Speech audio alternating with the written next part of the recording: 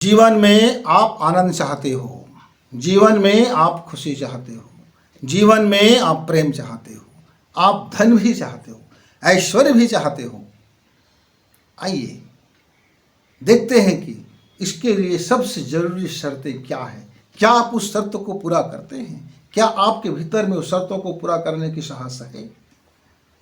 Life lesson बसंत गुरु जी के साथ। नमस्कार मित्रों, थैंक यू। आइए आंख बंद करके थोड़ी सी देर के लिए अपने उस विराट ईश्वर के साथ में खुद को एक बार उसके साथ तारतम्य बिठाते हैं।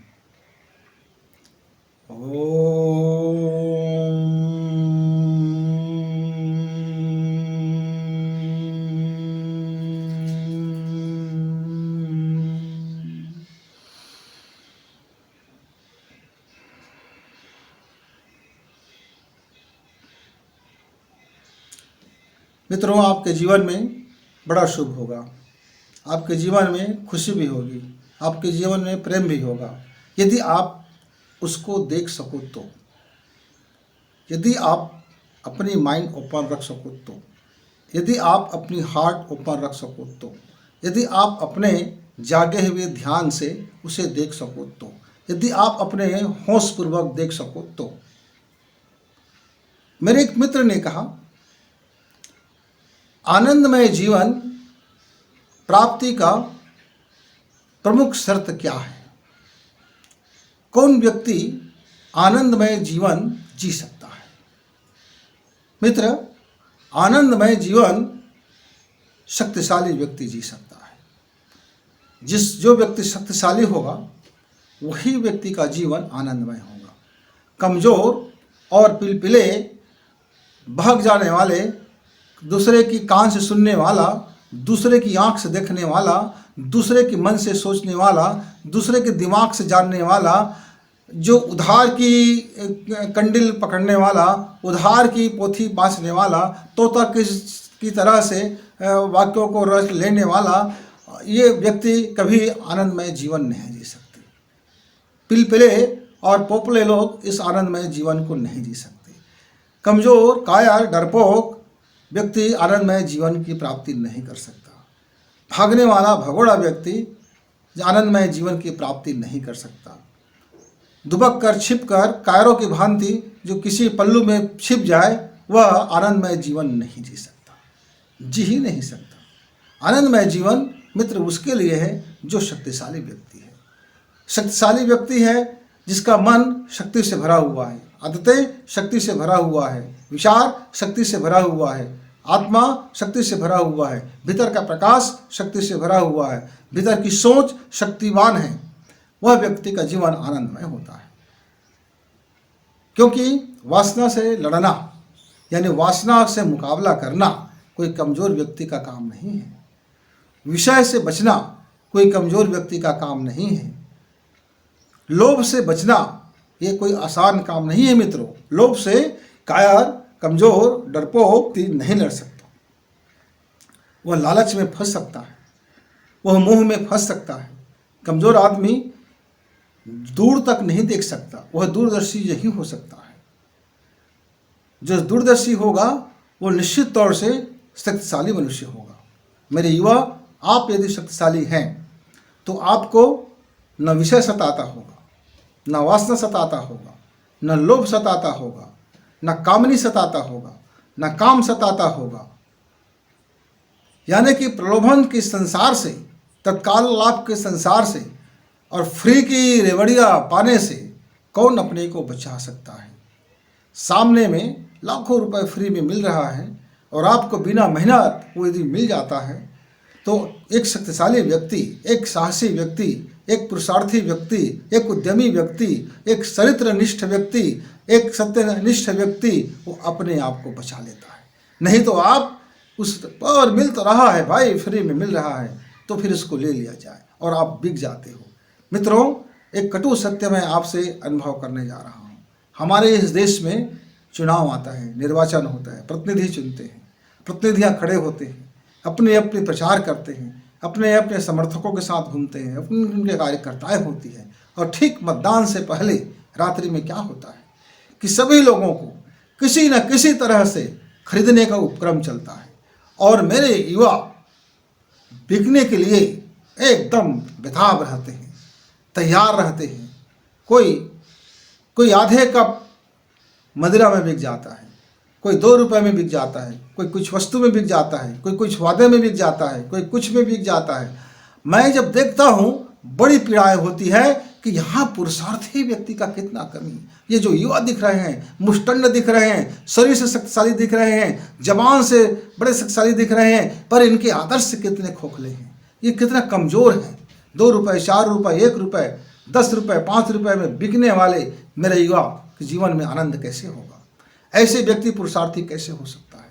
जो लोभ में हो, लाभ का लोभ, लाभ का लोभ, लाभ का लोभ सदैव चलते रहता है। घर में बड़ी पूंजी है, खूब पूंजी है, कार है, बड़े कारोबार है, लेकिन सरकार की एक मुफ्त की योजना आ गया है कि गरीबी रेखा वाले को सरकार ये फ़ायदा दे रहा है, तो झट से अपना नाम गरीबी रेखा में लिखाते हैं और वो फ़ायदा का लाभ लेते हैं। वो कारोबार कर रहा है पर बेरोजगारी भत्ता लेते हैं। छोटे ऐसी चीज़ें हैं। मित्रों, जीवन में आनंद का उपभोग वही कर सकता है जो आत्मिक और मानसिक रूप से और चरित्रगत रूप से जो शक्तिशाली है, जिसका आत्मबल, चरित्र बल मजबूत है। क्योंकि यह दुनिया से आप लड़ सकते हो। कोई सामने में शत्रु है, उससे लड़ना आसान है, लेकिन जो छद्म शत्रु होता है, जो आपके हितैषी बन करके आपके ही जीवन में घालमेल कर देता है, आपको लाभ दिखा करके वह लोभ के दलदल में फंसा देता है, आपको फायदे दिखा करके एक तृष्णामयी संसार में फंसा देता है, आपको आनंद का भ्रम करा करके एक ऐसे तिलिस्मी संसार में फंसा देता है जहाँ से आपका जीवन गड्ढमड्ढ होकर के पूरी तरह से बेहद और शर्मसार हो जाता है। तो ऐसे जो करेक्टर्स हैं वो आपके भीतर होते हैं। वे आपको हमेशा किसी न किसी मार्ग में पद विचलित करते रहता है और उस विचलन से रोकना एक शक्तिशाली व्यक्ति का काम है। यहाँ कायर और कमज़ोर व्यक्ति, भीरू व्यक्ति, डरपोक व्यक्ति अपने को वह पर्दे की आड़ में छिपा लेता है कि दुनिया ऐसी चलता है भाई तो मैं भी चलता हूँ, दुनिया ये है तो वो है, तो फिर दुनिया रोते है तो आप भी रोते रहो, दुनिया को परेशानी है तो आप भी परेशानी झेलते रहो। ये ऐसा है संसार में भाई, केवल हमारे एक सत्यवादी बन जाने से क्या होगा। यानी तरह तरह के उनके पास बहानों का संसार होता है और ये सब कायर और छद्म लोग होते हैं, ये पाखंड जीवी होते हैं। ये संस्कृति के आड़ में, संस्कार के आड़ में, परिवार के आड़ में, समाज के आड़ में, ये पर्दा के ओंठ में ये अपने कमजोरी को छिपाते हैं और अपने लोभ, तृष्णा, मोह, वासना, कामना इस सब को पालते रहते हैं। ये सब को पालते रहते हैं। अब ये जितने पालने वाले सारी चीज़ें हैं वे आपके आनंद को छीनने वाले हैं। वे कभी तनिक खुशी दिखाएंगे, वो कभी सुख दिखाएंगे, कभी स्पर्श का सुख दिखाएंगे, कभी कामना का सुख दिखाएंगे, कभी विषय का सुख दिखाएंगे, कभी वासना का सुख दिखाएंगे, कभी रचना का सुख दिखाएंगे, कभी आँख का सुख दिखाएंगे, कभी नाक का सुख दिखाएंगे, कभी सुनने का सुख दिखाएंगे, कभी स्पर्श करने का सुख दिखाएंगे। ये सारे चीज़ें छद्म रूप में बहुरूपिया के बन करके ये आपके जीवन को ऐसे आच्छादित कर लेता है कि आपका जो आनंद है वह किसी पाताल लोक के गुफा में जा करके अंधेरा में खो सा जाता है और फिर आपके जीवन में वही रुसवाइयाँ, परेशानियाँ, तड़प और न जाने क्या क्या कांटे और सूल छुपते रहते हैं। जीवन हाय तौबा में मच जाता है और हाय हाय हाय हाय कहते रहते हैं और फिर हमारा हे से तो बात ही निकल जाता है।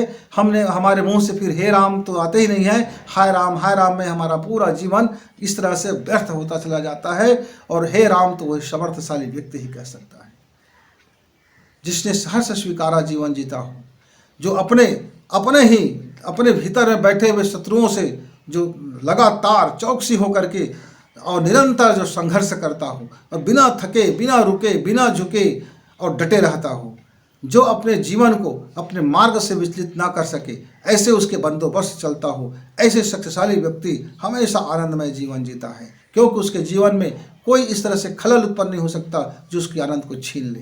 क्योंकि आनंद किसी वस्तु में नहीं होता, किसी संबंधी में नहीं होता, किसी शरीर में नहीं होता, किसी धन में नहीं होता। ये आनंद तो उसका आंतरिक संसार है, जहाँ उसका आनंद स्वरूप प्रकट होता है, जहाँ उनका सत्य स्वरूप प्रकट होता है, जहाँ उनका विराट स्वरूप प्रकट होता है, जहाँ उनका वो और प्रकृति में वो जहाँ भेद समाप्त हो जाता है, जहाँ वो अपने को समझ लेता है, जहाँ उनकी भीतरी संसार धर्म में हो जाता है, अध्यात्म में हो जाता है, जहाँ वह एक जीवन के पोर पोर में अध्यात्म उतर आता है, तो ऐसे शक्तिशाली मनुष्य का जीवन आनंद से भर जाता है मित्र। और जो व्यक्ति कारण और इस तरह से डरपोक होते हैं, वे इस संसार में छोटे छोटे चीज़ों में सुख ढूंढते हैं, खुशी ढूंढते हैं, आनंद ढूंढते हैं, प्रेम ढूंढते हैं, और वह छद्म के संसार में, वह निखालिस और ऐसे भ्रम के संसार में और भ्रम, बुद्धि के भ्रम में, जीवन के भ्रम में, हार्ट के भ्रम में, प्रेम के भ्रम में, खुशी के भ्रम में, सुख के भ्रम में, पूरा जीवन एक भ्रम का जाल में फैला हुआ वह भ्रमात्मक जीवन जीते रहता है। और रेत में जिस तरह से चिलचिलाते धूप हमको नदी नजर आता है, पानी नजर आता है, और हम उस मृत तृष्णा में दौड़ते रहते हैं, हाँफते रहते हैं, गिरते रहते हैं, मरते रहते हैं, खपते रहते हैं। उस आनंद की प्राप्ति कभी जीवन में नहीं होता। लेकिन जब वही ठहर जाए, वो होश से भर जाए, वो समझ जाए, जान जाए कि मेरा यह भागना तो भ्रम है, सत्य तो यह है, और वो सत्य को सहर्ष स्वीकार ले, जीवन को वह सत्यमय जीवन जी ले, जीवन को वह अध्यात्म से परिपूर्ण कर ले, और जब जीवन और आनंद फिर एक हो जाता है, फिर आनंद और जीवन एक होता है, दोनों में कोई भेद नहीं होता है मित्र। तो यदि आपको आनंद प्राप्त करना है तो अपने को बलशाली बनाओ, भीतर के शक्ति को बलशाली बनाओ, स्वयं के भीतर में छिपे हुए शत्रु को निस्तेनाबूद करने के लिए शक्ति उत्पन्न करो, अपनी एनर्जी को समझो, अपने मानसिक पावर को समझो, अपनी प्रखरता को समझो, अपनी दक्षता को बढ़ाओ, तब जा करके आपका जीवन फिर आनंदमय होगा। ये आनंदमय ऐसे होता है मित्र। फिर कभी जीवन के हम ऐसे ही छोटे चीज़ों को लेकर के, लेकिन जो आपके लिए बेहद महत्वपूर्ण है, हम चर्चा के लिए आएंगे। तब तक के लिए नमस्कार।